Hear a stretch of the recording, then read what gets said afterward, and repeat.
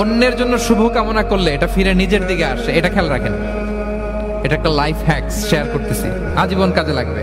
অন্যের জন্য যেটাই ভালো কামনা করবেন এটা ঘুরে আপনার দিকে আসবে।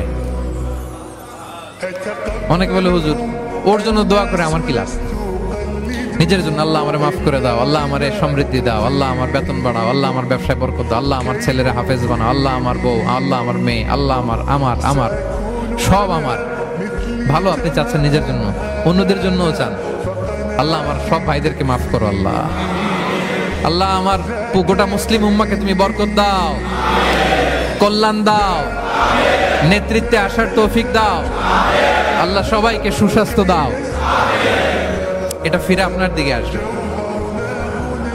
অন্যের জন্য শুভকামনা বহুগুণ বৃদ্ধি হয়ে নিজের দিকে রিটার্ন করে। বিষ্ণু সাল্লাল্লাহু এটাই বলেছেন, মা মিন আবদিন মুসলিমিন ইয়াদউ লিআখিহি বিযাহরিল গায়বি ইল্লা ক্বালা লাহুল মালাকু ওয়া লাকা বিমিসলিন। কেউ যদি তার ভাইয়ের অনুপস্থিতিতে তার ভাইয়ের জন্য দোয়া করে, ফেরেশতারা ওই দোয়াটা তার জন্য আগে আগে করে। তাহলে অন্যের জন্য শুভকামনা করলে, দোয়া করলে লাভ না লস? ধরেন আমি মোশাররফ ভাইয়ের জন্য দোয়া করলাম যে আল্লাহ মোশাররফ ভাইকে তুমি সুস্থ করে দাও, তখন ফেরেশতারা বলে আল্লাহ যিনি দোয়া করতেছে তার যদি কোনো রোগ বালাই থাকে আগে তারে সুস্থ করে দাও। ধরেন আমি